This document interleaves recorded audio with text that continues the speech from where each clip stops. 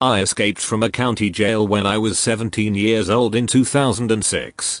What stories do you rarely tell because nobody will believe you?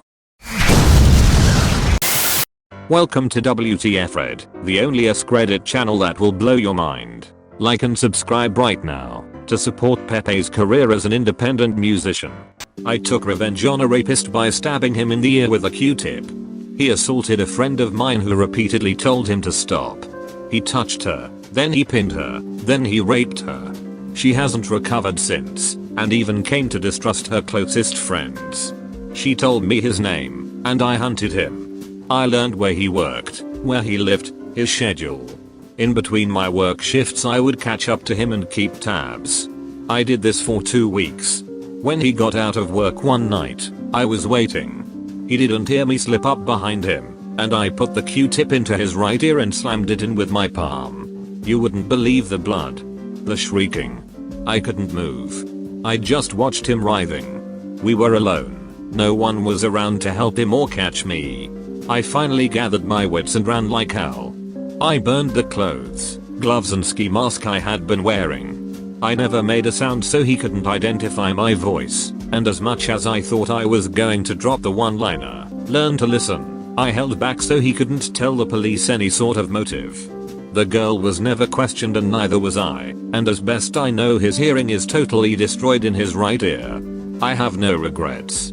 I also never tell the story. I don't think anyone would believe it, but more importantly, I don't want anyone to know. Nor do I really want to know the consequences of my social status if people did believe it. Back in college, I had to stop seeing a girl because she turned out to be crazy. Seriously crazy. Candy and I went on half a dozen dates, and then I didn't hear from her for a couple of days. She finally showed up at school, and I asked her where she'd been. I threw a guy out the window, she laughs. She had a nice body, and would frequently be the target of sexual harassment because of it. She had great curves, and was extremely fit and athletic. There was a group of frat boy stereotypes that would constantly yell things at her, make obscene gestures at her, and generally do all they could to make her life a living hell. One day, these guys stopped her on the stairs and started harassing her again. The leader of the idiots, who we shall call Douche, decided to take things to the next level and grab her breasts. Big mistake. She grabbed him by his pop collar and tossed him out the window. Fortunately, it was open. Douche went through the screen and fell about 20 feet. He lived but was pretty banged up. She tells me this story, and I ask why she wasn't in prison. Oh, he decided not to press charges. Douche hated her because they used to date, and had gone through a bad breakup. However, he was afraid to press charges against her because she had their last lovemaking session on video. Why is he so afraid of his friends seeing him having sex, I ask. It's not like they don't know you used to date. She laughs again. Well, do you know what pegging is? What's pegging? Can't Google. At work.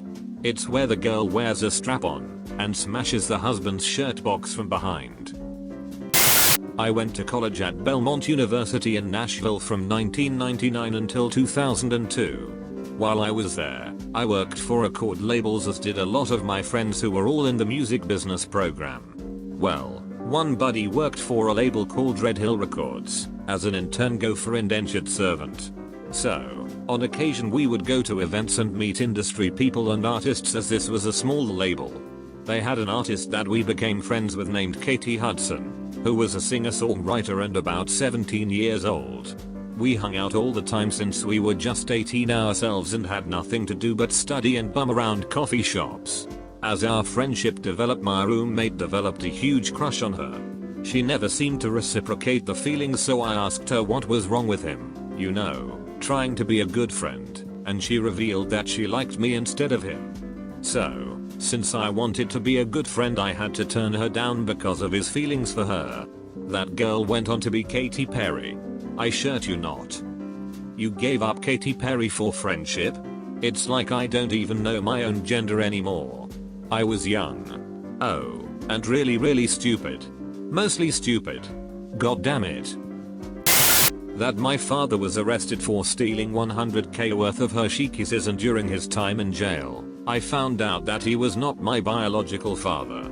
My biological father owned a chain of restaurants that I frequented as a kid and teenager. I found this all out a few weeks after my 18th birthday. That must have made for an awkward conversation with the rest of the inmates. What are you in for? Stealing kisses? When I was about 5 years old, I drove from Mass to Virginia with my family. Upon arrival, my legs just wouldn't work. Eventually my parents took me to the hospital. I went through various testing before being diagnosed with a flesh-eating bacteria. They wanted to amputate. Not sure if the procedure was ever scheduled, but my legs healed magically overnight. Turns out my blood sample got contaminated. What really happened was I had sat on my legs the whole car ride there. 15 years later and I've retained all appendages thus far.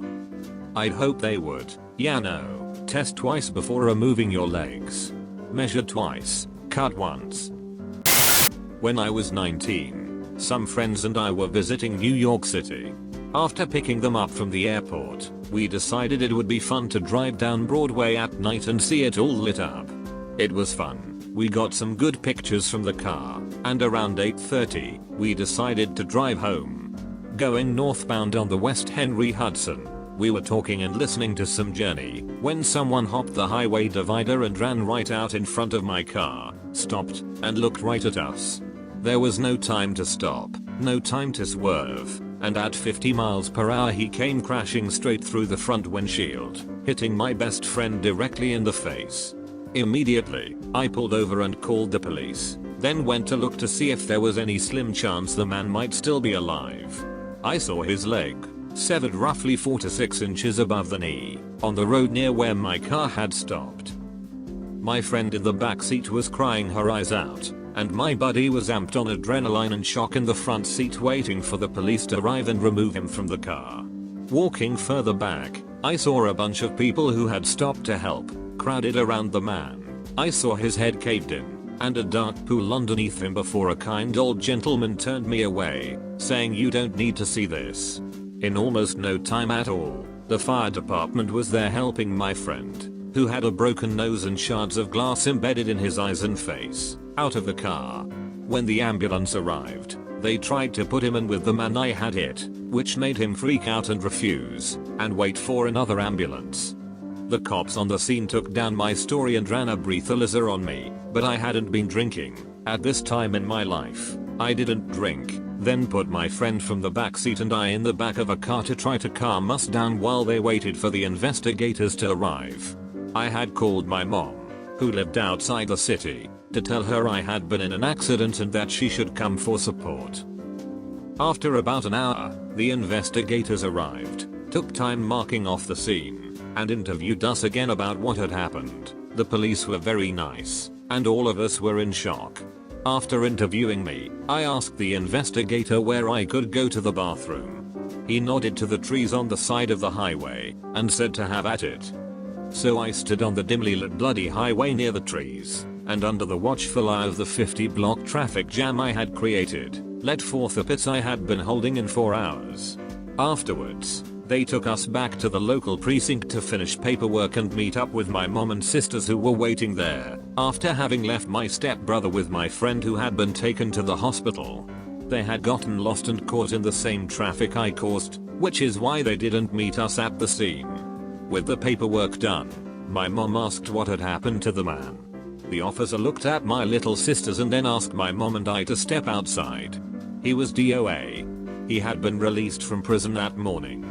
I was shocked when he extended his hand to me and thanked me for helping to clean up the city.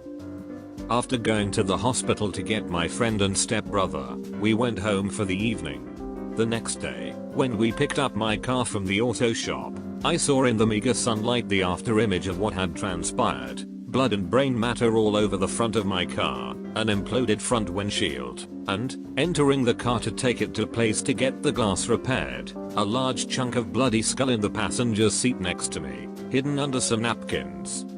My friend who had been in the passenger seat wandered over, and I told him not to look inside, but he wouldn't listen and did anyway.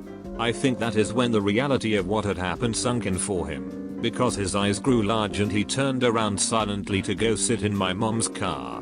The entire experience was completely surreal, especially during the drive to get the windshield repaired. When alone, I drove the car to the shop, the wind whistling through the broken glass. TLDR, friends and I were visiting New York. Man committed suicide on my best friend's face. I pissed in front of half the city, was thanked by an officer for killing the parolee, and drove a car full of brain matter through the streets the next day. Thanks for tuning in for this WtfRedd episode. Don't forget to like and subscribe to the one and only Askreddit channel that will blow your mind every time.